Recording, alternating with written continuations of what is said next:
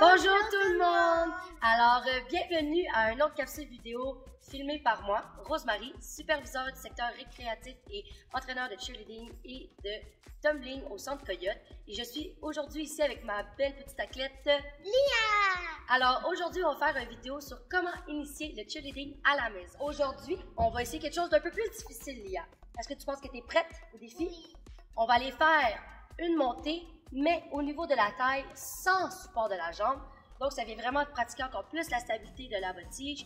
Puis, c'est encore plus difficile pour les bases de soutenir. Alors, on vient essayer de faire quelque chose d'un peu plus difficile que vous pouvez pratiquer avec votre enfant, votre ami, un parent, peu importe, à la maison. Alors, let's go!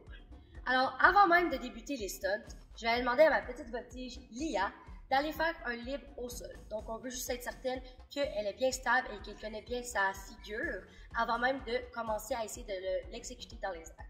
Alors, Lia, pourrais-tu me faire un libre au sol? Donc, un libre, on veut venir plier le genou, lever la hanche très haut pour ne pas tomber et avoir la hanche trop sur le côté, comme ça. On va aller coller les orteils sur le genou ici et on reste dur, dur, dur, on serre les abdominaux et on fait un sourire. Super! Alors maintenant, je vais utiliser cette petite pastille qui bouge un peu. Donc, ça va vraiment venir pratiquer la stabilité de ma voltige. Puis, si vous voulez l'exécuter à la maison, donner un petit défi, vous pouvez utiliser un coussin ou mettre des couvertes, quelque chose qui est moins dur que le sol. Ça va vraiment venir travailler sa stabilité aussi.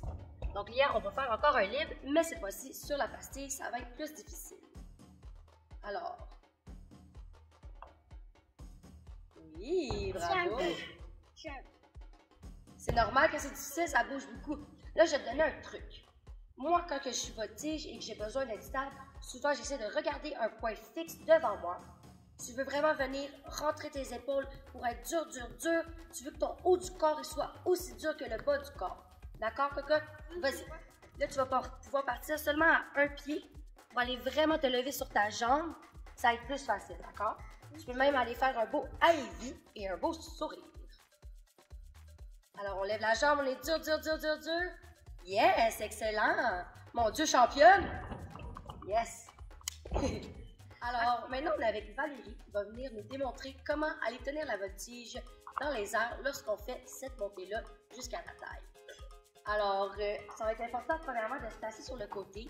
On va venir vous démontrer la montée des deux jambes. Ça va être la même technique pour les deux jambes. Normalement, il y a toujours une jambe que la voltige va être plus stable.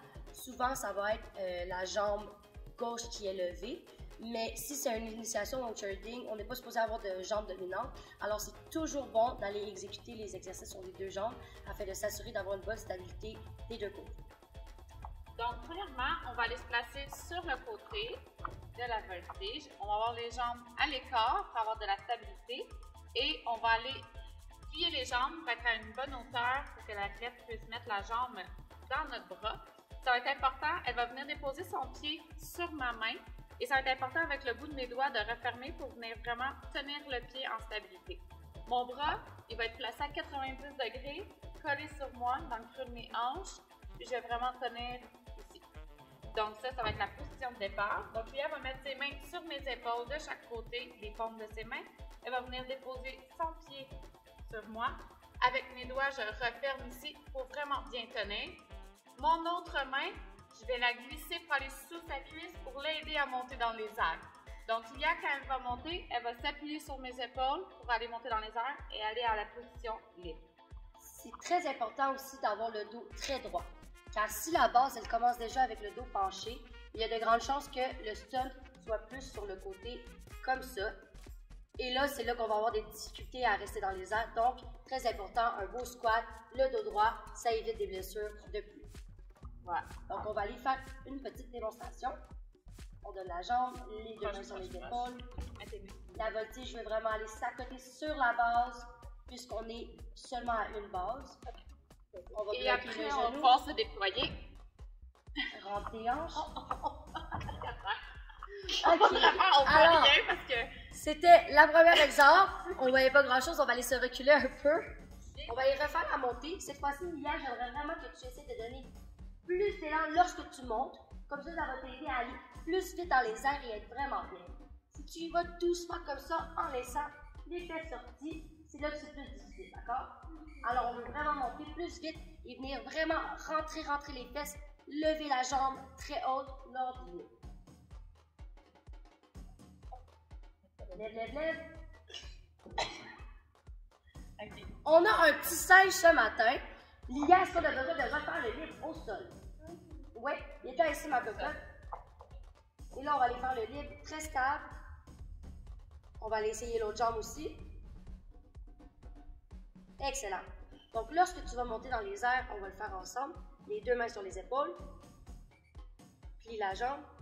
Plie et monte dur. Excellent. On va réessayer ça dans le stop.